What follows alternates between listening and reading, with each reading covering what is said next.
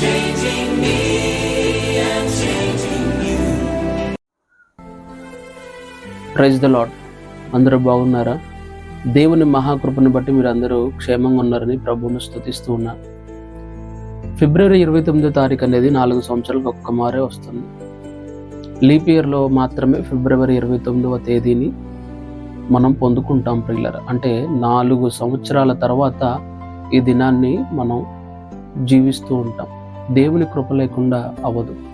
ఈ దినము దేవుని వాక్య ధ్యాన నిమిత్తమై కీర్తన గ్రంథం 23వ కీర్తన 6వ వచనం, కృపాక్షేమాలే నా వెంట వచ్చును అనే మాటను మనం గమనిస్తూ ఉన్నాం.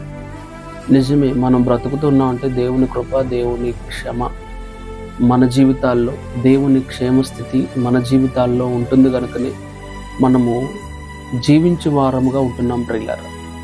దేవుని కృప, దేవుని యొక్క క్షేమము మన జీవితాల్లో లేకపోతే, ఆయన అనుదిన వాత్సల్యత మన జీవితంలో లేకపోతే మనము ప్రతి దినము జీవించే వారముగా ఉండము.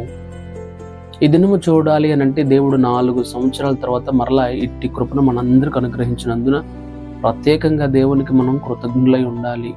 ప్రతి దినము కృతజ్ఞులై ఉండాలి. కాబట్టి దావీదు భక్తుడు కృపాక్షేమాలే నా వెంట వచ్చును, చిరకాలము యెహోవా మందిరములో నేను నివాసము చేతును అంటున్నాడు. మన జీవితాల్లో కూడా దేవుని కృప, దేవుని యొక్క క్షేమమును మనం పొందుకున్న వారమై, దేవునికి కృతజ్ఞత కలిగిన వారమై ఉండాలి. ప్రార్థన. పరిశుద్ధ ఆత్మదేవ నీకు వందనాలు.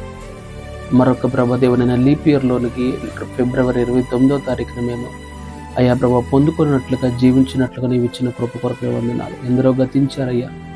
4 సంవత్సరాలకు ఒక్క మారు వచ్చే ఈ దినాన్ని ప్రభా నీవు మాకు అనుగ్రహించినందుకు కృతజ్ఞత గలవారమై నిన్ను మరింత స్తుతించగలిగిన కృపను ఎల్లరికీ దయచేయమని, వారి జీవిత కాలమంతా ప్రభా నీ మందిరంలోనే నీ పాదాల చెంత నివాసము చేయగలిగిన కృపను దయచేసి జీవించు దినములు ప్రభా కృపయు క్షేమమును మా ప్రియులకు దయచేయమని యేసు క్రీస్తు నామమున అడుగుతున్నాను తండ్రి. ఆమేన్. God bless you.